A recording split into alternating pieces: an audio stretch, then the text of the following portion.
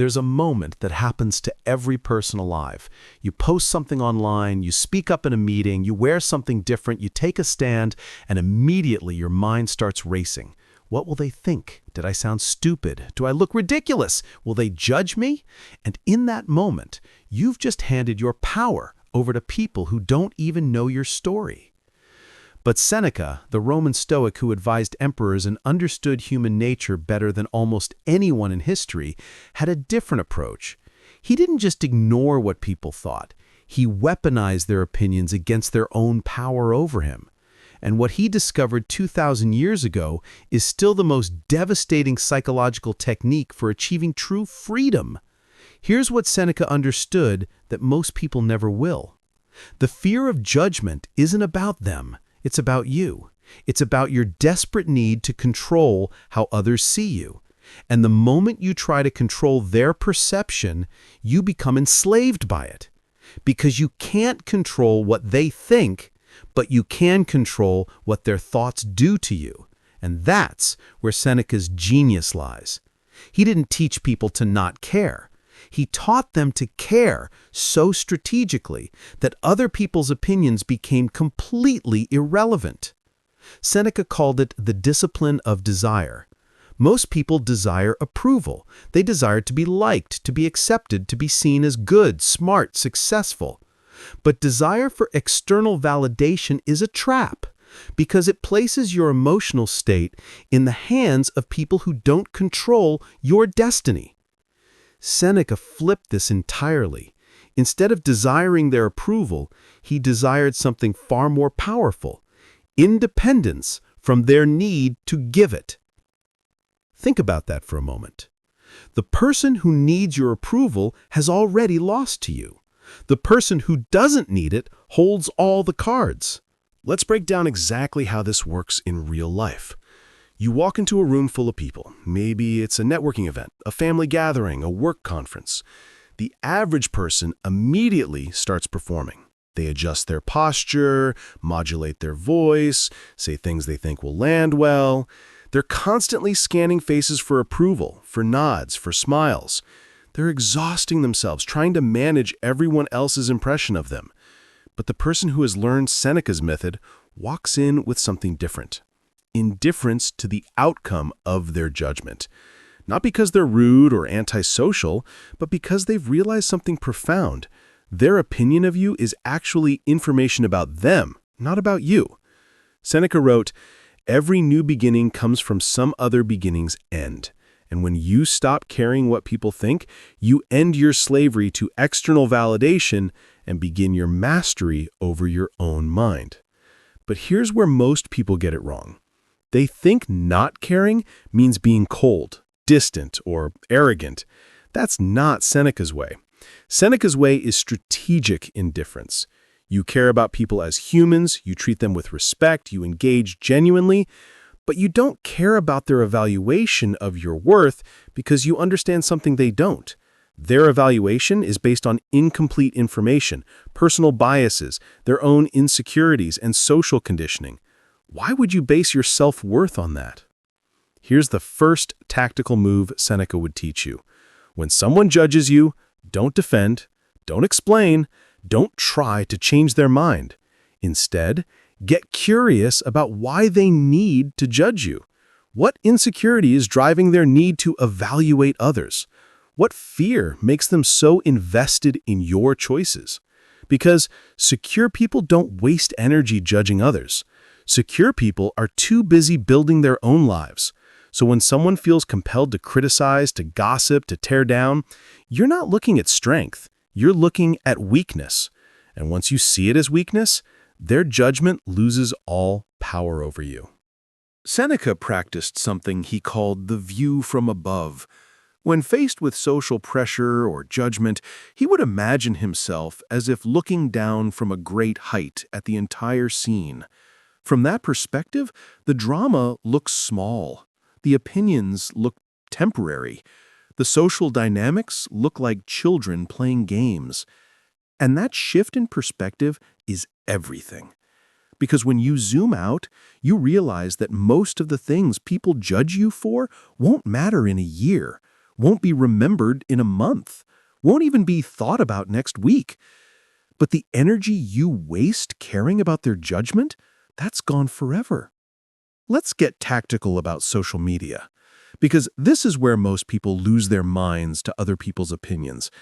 You post something, and immediately you're checking for likes, for comments, for reactions.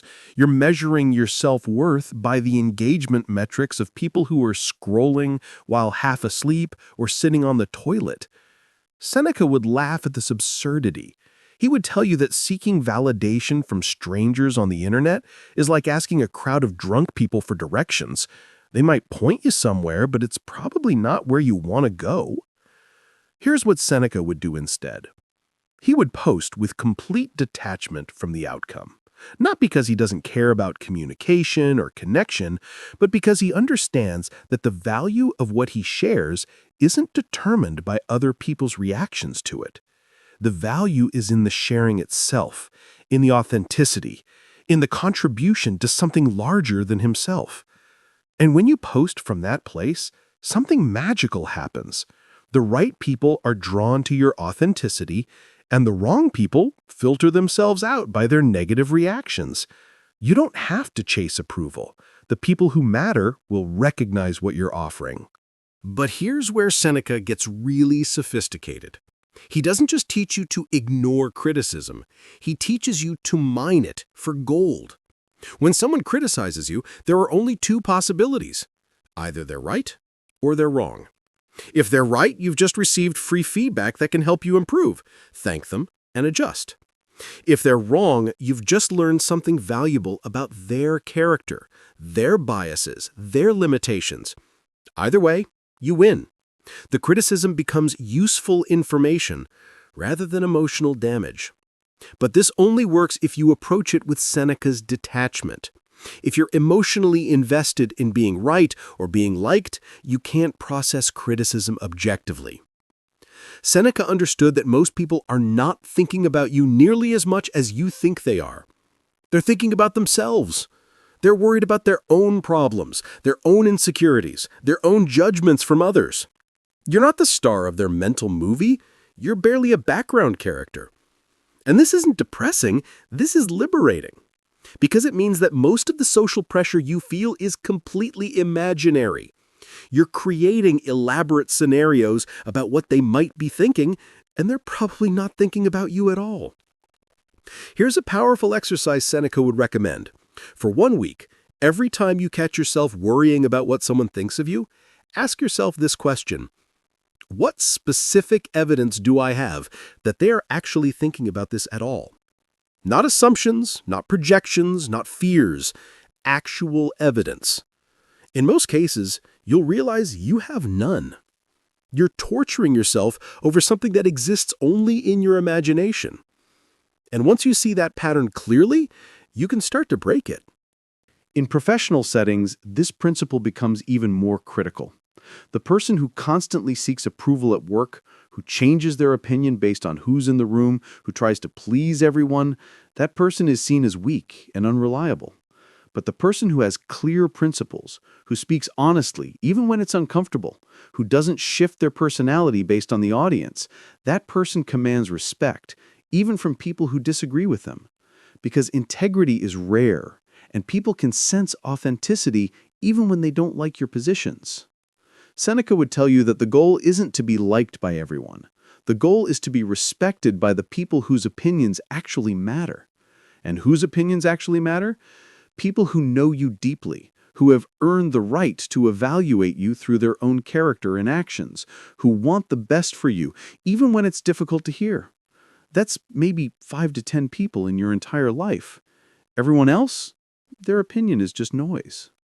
But let's address the deeper fear. What if people reject you? What if they don't like the real you? Seneca would say this is exactly what should happen. Because if someone rejects the authentic you, they were never really accepting you anyway. They were accepting a performance, a mask, a version of you designed to please them. And that's not sustainable.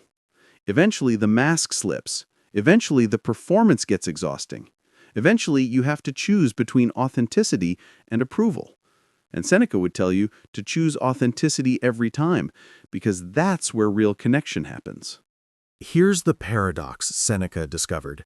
The less you care about what people think, the more they tend to respect you. Because neediness repels people, but confidence attracts them. When you're not constantly seeking validation, when you're not walking on eggshells around their opinions, when you're comfortable with who you are, people feel that energy. They feel safe around you because you're not trying to extract anything from them. You're not performing for them. You're just being yourself, and that's refreshing in a world full of people trying to impress each other. Seneca practiced what he called negative visualization. He would imagine losing everything that mattered to him: his wealth, his position, his reputation, even his life. And through this practice, he realized that his essential self, his character, his inner peace, those things couldn't be taken away by external circumstances or other people's opinions. Once you truly understand that you can lose everything external and still be fundamentally okay, other people's judgments become completely powerless over you. Let's get specific about different types of judgment you might face. Someone calls you selfish for pursuing your goals instead of doing what they want. Seneca would ask, is their accusation based on you actually harming someone? Or is it based on you not sacrificing yourself for their convenience? Most of the time, when people call you selfish, they mean you're not being selfless enough toward them specifically. That's not a character flaw. That's a boundary. Someone says you're arrogant for having confidence in your abilities. Seneca would observe that people who call confidence arrogance usually lack confidence themselves. Secure people aren't threatened by other people's self-assurance. They celebrate it. So the accusation of arrogance often reveals more about the accuser's insecurity than about your character. Someone criticizes your choices, your lifestyle, your priorities. Seneca would remind you that they're not living your life. They don't have your responsibilities, your opportunities, your constraints, your dreams. Their criticism is based on what they would do in their imagined version of your situation, not what you should do in your actual situation. Why would you let someone else's fantasy about your life override your reality? Here's where Seneca gets really advanced. He teaches you to become anti-fragile to criticism, not just resistant to it, but actually strengthened by it. Every time someone judges you unfairly, you get practice in maintaining your inner peace under pressure. Every time someone tries to shame you for being yourself, you get to reinforce your commitment to authenticity. Every time someone projects their insecurities onto you, you get to practice compassion without taking on their emotional baggage. The judgment that was meant to weaken you actually makes you stronger. Seneca understood that reputation is not the same as character. Reputation is what people think you are. Character is what you actually are. And while reputation can be damaged by rumors, misunderstandings, or malicious gossip, character can only be damaged by your own choices. Focus on building character, and let reputation take care of itself. Because people with strong character tend to attract other people with strong character, and those relationships are worth more than 1,000 superficial approvals. The final level of Seneca's teaching is this: stop trying to be understood by people who are determined to misunderstand you. Some people will judge you no matter what you do. Some people will criticize you if you're successful and criticize you if you fail. Some people will find fault with your kindness and find fault with your boundaries. For these people, the problem isn't your behavior. The problem is their need to find problems. And you cannot solve someone else's need to be unhappy with you. That's their work, not yours. Seneca would end with this wisdom: the person who truly doesn't care what people think isn't cold or disconnected. They're free. Free to be generous when they choose to be generous. Free to set boundaries when boundaries are needed. free to pursue their goals without constantly looking over their shoulder for approval, free to love deeply because they're not afraid of rejection, free to take risks because they're not paralyzed by the fear of judgment, free to be themselves completely, because they understand that self-acceptance is the only acceptance that actually matters.